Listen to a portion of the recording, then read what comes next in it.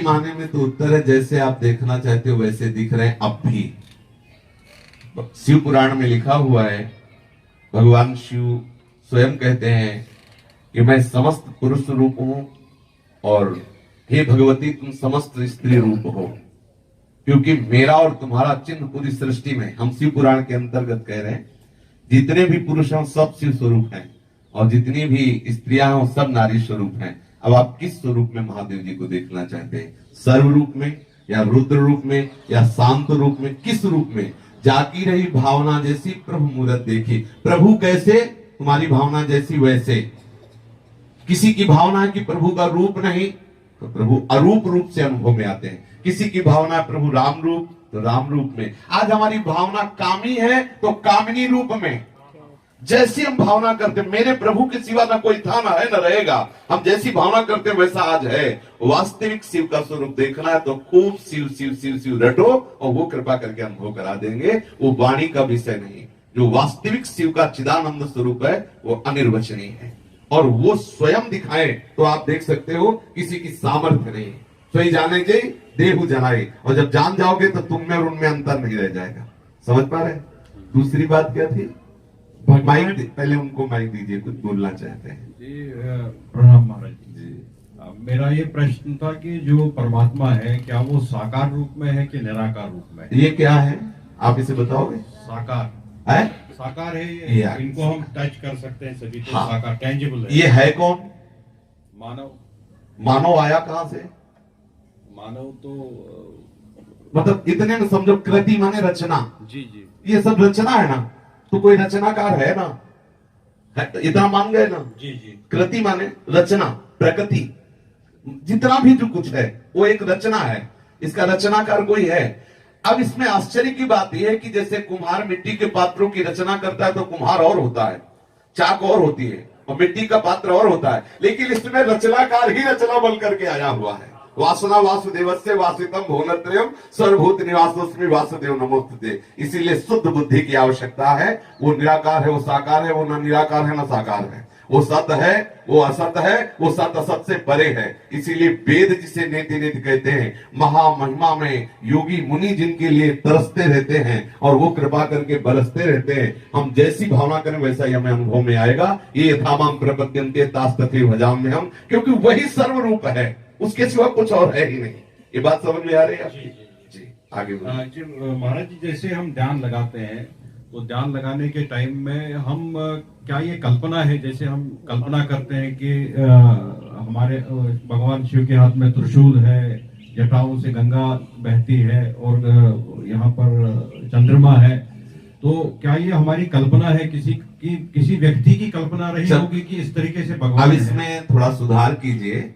लौकिक दृश्य को लाने के लिए कल्पना शब्द का प्रयोग किया जाता है और परमार्थिक के लिए भावना का किया जाता है। भावना पवित्र होती है और कल्पना झूठी होती है।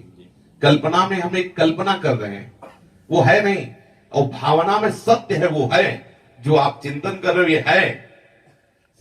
संसार का जो दृश्य है ये कल्पना कहा जा सकता है, लेकिन प्रभु का जो स्वरूप है वो भावना किया जाता। आप जैसी भावना करोगे वैसा अनुभव आएगा। ये किसी कवि की कल्पना नहीं कि वो त्रिशूल लिए हैं, उनके माथे पे गंगा है, वो है। आप अनुभव करो तो आपको दिखाई देंगे।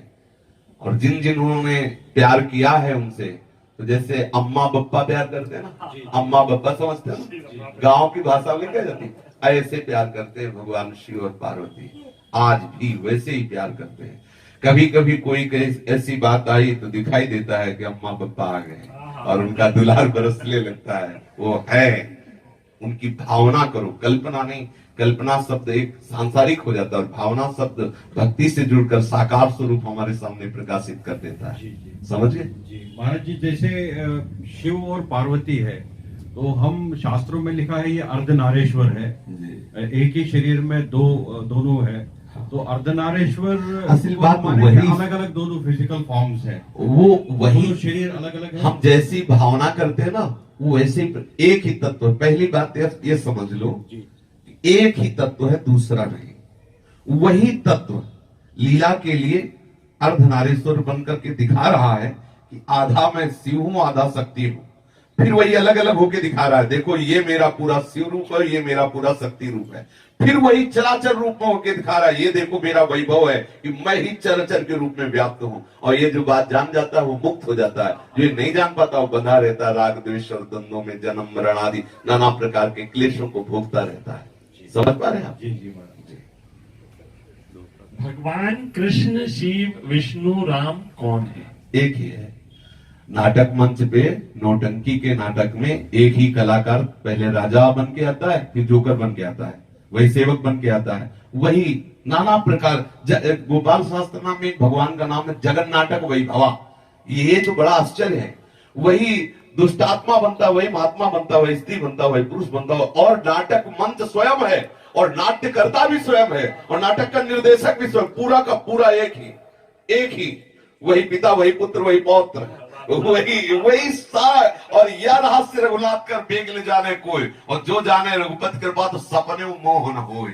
यही ब्रह्म ऋषि महात्मा जन जान गए तो जीवन मुक्त हो गए। और संसारी यही नहीं जान पाते तो लाठी चलाते हैं, मेरे भगवान बड़े तुम्हारे भगवान छोटे, चल रही लाठी। भगवान तो क्या है, खोपड़ी फूट रही, छोटे बड़े अस्पतालों में गारी गुप्ताल और निंदा स्तुति। प्रभु एक सम स्वरूप सर्वात्म भाव से सब जगह विराजमान है, वही राम है, वही कृष्ण है, वही शिव है। ये तो बहुत बड़ी बात हो गई। वही दुष्टात्मा है, वही महात्मा है। विद्या विनय संपन्ने ब्राह्मणे गविहस्तिनी सुनीच सुपाके चा पंडिता समदर्शिना। विद्या विनय संपन्न ब्राह्मण में, गाय में, हाथी में, कुत्ता में, चांडाल में एक ही श्री कृष्ण विराजमान, अर्थात एक ही श्री कृष्ण ये सब बना हुआ है। जो ऐसा जानता है वही पंडित है, वही शिव है, वही सौ है, वही राम है, वही कृष्ण है, वही सब कुछ है। अब आगे कह दिया जाए वही सौ है तो एक कान खड़े होंगे, वही सौ है, और सौ से ही भगवान का अवतार हो रहा है। पृथु और अर्ची अवतार सौ से हो रहा है। वेन के मरे हुए शरीर से भगवान का अवतार हो रहा है, पृथु और अर्ची का। अब बोलो वही है ना, वही शिव है, वही सौ है, वही शक्ति, वही चराचर जगत एक है। जो एक समझ गया वो मुक्त हो गया, जो अनेक समझ गया वही भ्रमित हो गया। बस इतना अंतर है। वही सब रूपों में वही राम है, वही कृष्ण है, वही शिव है। जहां आप अपने मन को लगा दो वही सबसे बड़ा है, और उसी का सारा पसारा है। शिव पुराण देखो तो सबसे बड़े शिव, देवी पुराण देखो तो देवी, भागवत देखो तो सबसे बड़ी देवी, भागवत देखो तो सबसे बड़े कृष्ण, गरुड़ पुराण जहां जो देखो, गणेश जी का देखो सबसे बड़े गणेश, क्योंकि वही सबसे बड़ा तत्व सब रूपों में खेल रहा है। तो कोई कहीं कोई छोटा है नहीं, और हम सब बड़े बनना चाहते हैं, नहीं बने। जिस मार्ग में चले हम सबसे बड़े बने, क्यों? क्योंकि सबसे बड़े का है, इसलिए सब बड़े बनना चाहते हैं। क्योंकि ये लक्षण है, पिता का लक्षण पुत्र में आता है। सबके हृदय में रहता है मैं टॉप पे पहुंचू, क्योंकि टॉप वाले का है, सबसे टॉप जो है उसी का है, इसलिए सबके अंदर ये रहता है। मैं अगर चोर भी बनूं तो टॉप का चोर बनूं, बदमाश बनूं तो टॉप का बनूं, बाबाजी बनूं तो टॉप का बनूं, विद्वान बनूं, क्यों? क्योंकि वो टॉप का है, वो सबसे बड़ा जो एक अद्वितीय तत्व है उसी का है, इसीलिए उसी की तरफ भाग रहा है। मैं मरूं ना, मैं सदैव सुख में रहूं, क्योंकि अविनाशी का है, सुख सिंधु का है। ये लक्षण प्रतीत होते हैं कि हम सब उसी सच्चिदानंद के स्वरूप है, अपने को भूल गए देह भाव में। आज का सत्संग सुना, प्रारंभ था अभिमान ही जन्मता मरता और नाना प्रकार के चाह भय आदि प्रकट करने वाला है। यदि देहाभिमान गलित हो जाए तो अभी हम जीवन मुक्त हैं, अभी हम परमानंद में हैं। समझ गए जी?